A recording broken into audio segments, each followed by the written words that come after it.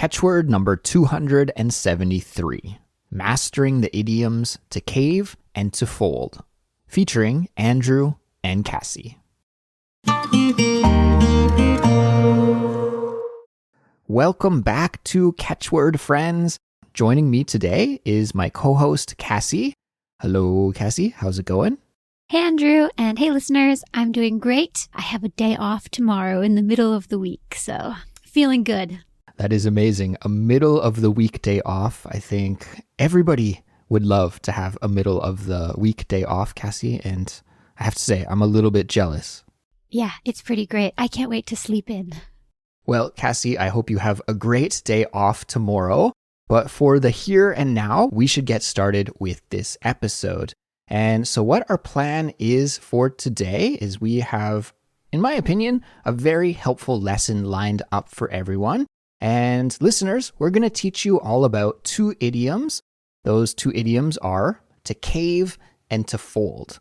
Now, both of these idioms are used to describe a situation where someone changes their stance or changes their mind or stops resisting due to some kind of external factor. Like it might be pressure or peer pressure, or just realizing that you can't be successful or can't win. But there are some small differences between these two expressions, and that's what we'll teach you all about in this lesson.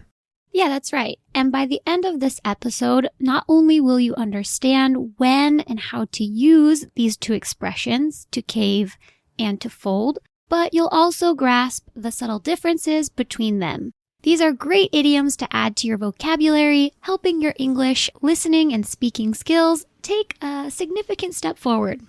Yeah, I think after this lesson, everyone, you will be an expert in knowing about how to use these two idioms, to cave and to fold. So what we'll do in this lesson, everyone, is Andrew and I will explain what they mean, how you can use them, and we'll even listen to some example conversations so you can hear how native speakers use these expressions in real-life situations. And now, let's get started with this lesson by taking a look at the first expression, which is to cave.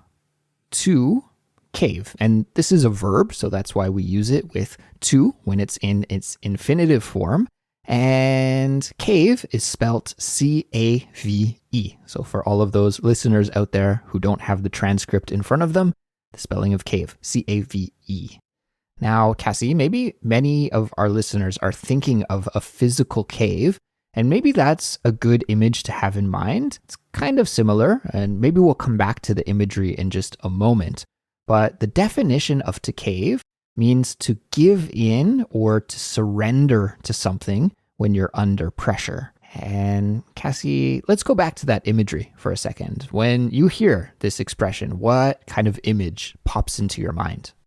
Actually, it's kind of a depressing image, but I think of a cave falling in on itself. For example, maybe an earthquake happened and the ceiling of the cave collapses and all of the rocks and stuff pile up and block the entrance. Mm-hmm. Yeah, I think of maybe like a sinkhole instead of a cave. You know, from time to time in big cities, there will be sinkholes that happen like in the middle of the road. And essentially what happens is the road just falls into the earth, into this like big hole. And I guess it's because, well, I'm not an expert about why sinkholes occur, but I'm guessing it's because there's some kind of structural problem underneath that can't hold the weight of the load above it. And then it just caves and sinks into the earth, right? And you have this big hole. So I guess technically we're thinking about the same mental image in our mind. Mm-hmm. And just like a physical cave or sinkhole will fall under pressure, we usually use this expression to talk about a person's willpower or patience or plans just falling through under outside or physical pressures. Yeah, exactly. So let me give our listeners a scenario here that will kind of, I think, really easily explain this expression. So guys, imagine you've been planning to cook a healthy meal for dinner, but your kids keep asking for pizza. And I think a lot of parents have this problem, right? They want to, feed their kids really healthy meals, but the kids just want to eat nuggets or pizza or something. So then, the kids say, no, I don't want to eat that. And they beg you for like pizza, pizza, pizza. And then finally, you're just too tired. So you say, okay, I cave. Let's just order pizza tonight. And then, I don't know, maybe you threaten them with a healthy meal for the next day. But that would be an example of caving, right? Because your kids were complaining and pressuring you to change the meal plan. And then under that pressure, you actually did change the meal plan. So that's caving. Exactly. I think this happens a lot to people in their 20s and 30s as well at the end of the month, where they might be trying to save money until they get their next paycheck. And their friends say, like, come on, man, just come out for one drink or just go to dinner. It won't be that much. And you're like, no, I should really save money. And they go, please. And then you cave in. You end up going and spending your money. Yeah, absolutely. I think a lot of social situations or a lot of peer pressure situations are the kind of situations where we would use this expression. But it's not limited just to personal situations. We can use this in those informal contexts, but also in formal contexts as well. In business situations, or for example, it would be totally fine to use this expression. Exactly. Speaking of a business situation, I believe our first example dialogue is in a business type setting. Isn't that right, Andrew? Yeah, so let's take a listen to that first example conversation using this expression to cave right now. Do you think management will approve our proposal for more flexible work hours? I'm not sure. I feel like initially they'd be against it, but with everyone's support, they might cave. Yeah, so that's why it's important that we all attend the annual meeting. Let's encourage our coworkers to go too. Yes, let's do it. So in this example conversation, we just heard two coworkers talking at the office, and they had a very interesting proposal that they were going to submit to management. And that was a proposal for more flexible work hours. So I don't know, maybe starting earlier in the day and finishing earlier in the day, or who knows, flexible work hours. And so they were talking about whether or not management would approve that proposal. And one of the coworkers said, I'm not sure. I don't really know, but I think if many of us support that proposal, then they might cave. And so what this means is that the management might approve the request, which, usually managers are pretty tight about the work hours, but they might approve that request if there is a lot of pressure. So if there is a lot of pressure from all the employees, then they would cave and they would change their mind and they would be persuaded to give the employees flexible work hours. I wonder how common this is in real life. I have a feeling not too common, but you never know. I guess it really depends on the kind of business that it is. Okay, and should we listen to another example conversation now, Kassy? Yeah, let's do it. All right. Wow! Hey, Jamie. Weird seeing you here. I thought you weren't coming with us to the concert tonight. Yeah, I wasn't planning on going, but then Sarah guilt-tripped me, so I caved and here I am.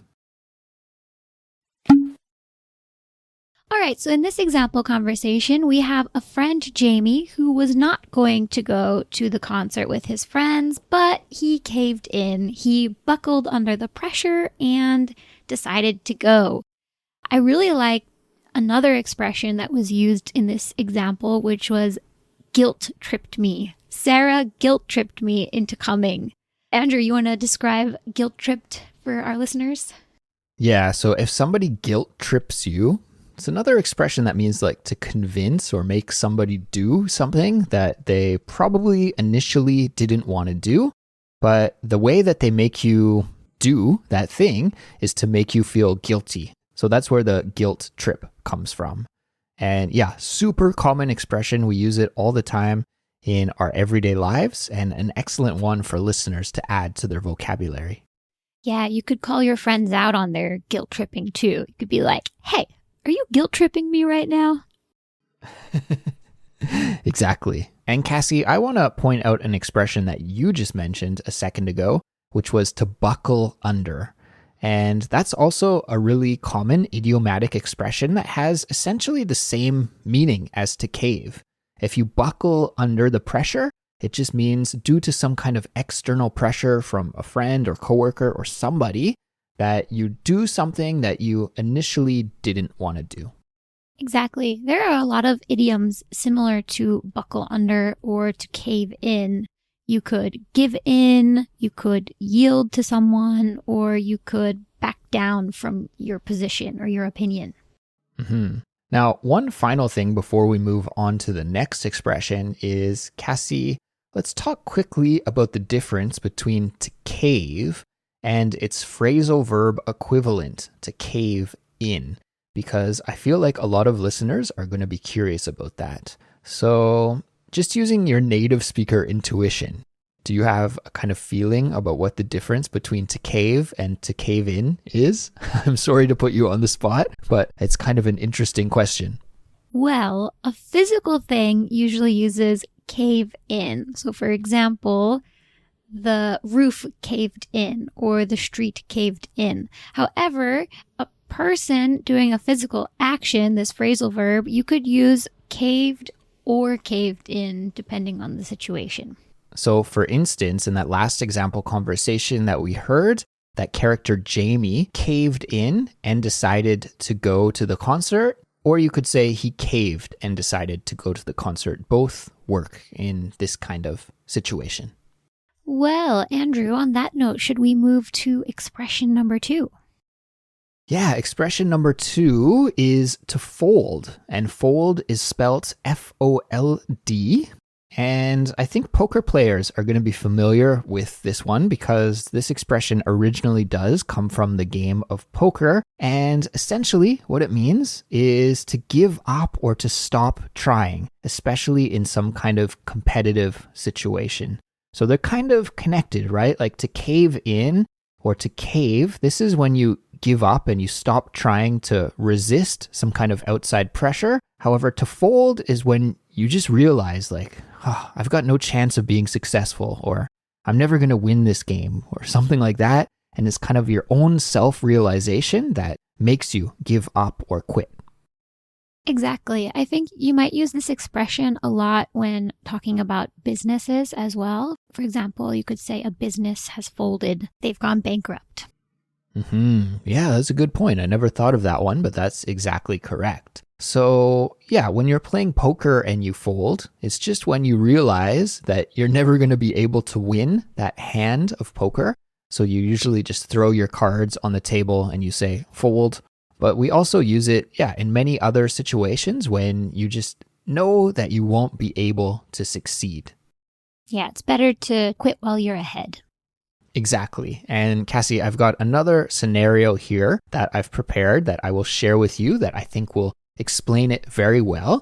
So listeners, and Cassie too, I want you to imagine in your house that you're trying to assemble a piece of furniture using really confusing instructions. And I think many of us have had this experience where maybe you go to IKEA or some kind of store like that and you buy a shelf and you think it's going to be easy to assemble. And it turns out that it's really difficult. So you struggle for a few hours and then you decide to just say to your partner or your roommate or somebody, I think I'm going to fold on this one, and maybe hire someone to assemble it because you just realize that it's too difficult for you to actually figure out how to assemble that piece of furniture. Yeah, exactly. You can either keep going and risk your marriage and happiness or fold and hire somebody else to do it. Exactly. So with that being said, I think we're ready to move on to the example conversations. So let's take a listen to the first one now. I've been trying to fix this old clock for weeks, but it just keeps stopping. Man, sounds tough. Are you going to fold and get a new one? I think so. It's just not worth the hassle anymore. Okay, let's break this example conversation down. So we hear two friends talking, and one of the friends, I guess, is kind of like a guy who likes to tinker. And tinker means to fix and play with machines. And so he's been trying to fix an old clock. It sounds like he gets it running and gets it working, but then it breaks quickly again. So his friend asks him, are you going to fold and get a new one? And here fold just means quit, right? Are you going to quit and just buy a new clock? Like, why are you investing all of this time and effort into trying to fix an old clock that just keeps breaking? So in response to that, he says, yeah, I think so. It's just not worth the time and trouble anymore. Yeah, that's exactly right, Andrew. But let's listen to another example to get another perspective. Yeah, okay. So here we go with example number 2. I've been studying for the chemistry exam forever, but it's really hard. So are you thinking you're just going to fold and drop the class? I'm considering it. Maybe I'll take it next semester with a different professor. All right, in this example conversation, one person is really struggling in their chemistry class, and she's considering whether or not she wants to fold and drop the class. Does she want to cut her losses and try again next semester, or does she want to keep pushing through and try to pass the difficult chemistry exam? Exactly. Kassy, before we wrap this episode up, I do have a couple of similar expressions that I would like to share with our listeners that are very similar in meaning to fold. And one is a really fun idiom, actually. It's to throw in the towel, to throw in the towel. And this just means give up or quit. And I think originally it comes from boxing. Like if you were a boxing coach and your boxer was like getting really beat up in a match and you wanted to stop the fight and save your boxer, then you could throw a white towel into the boxing ring. And in that situation, the ref would stop the fight. So to throw in the towel means to quit. And you could easily say in, for instance, that previous example conversation, the friend was saying, I've been studying for the chemistry exam, but it's really hard. And I just want to throw in the towel. I just want to quit, right? It would be perfectly acceptable in that kind of situation. So that's a really good one to add to your vocabulary as well, listeners, to throw in the towel. And another one is to give up. And the reason why I wanted to focus on give up is because both to fold and to cave have give equivalents. Cave has give in. You give in to pressure, or you give in to a request. You give in to a demand. Whereas with to fold, you give up. And yeah, I thought that was interesting. They both have those weird phrasal verbs that I think are really difficult for many learners to understand because it has nothing to do really with giving, like giving a present or giving a gift, right? Instead, give in means to fold to some kind of external pressure, and give up means to quit. Yes, exactly. Well, everybody, that brings us to the end of this episode. So thank you for tuning in and congratulations for completing another English lesson with us. Amazing job. Just to recap, we learned 2 expressions today. The first expression was to cave, and the second expression was to fold. If you're looking to connect with like-minded English learners and dive deeper into the discussions about what you hear on Culips, then I have good news for you. We have a Discord server, and it's an active online community where you can connect and communicate with Culips listeners from around the world who are as passionate as you are about improving your English fluency. Plus, it's free. So to join, just follow the link in the description for this episode, and we'll be continuing our conversation about this episode on the Discord. So we'll see you over on the server. Take care, and we'll talk to you next time when we're back with another brand new episode. Bye-bye. See ya. That brings us to the end of this lesson. Talk to you next time. Bye.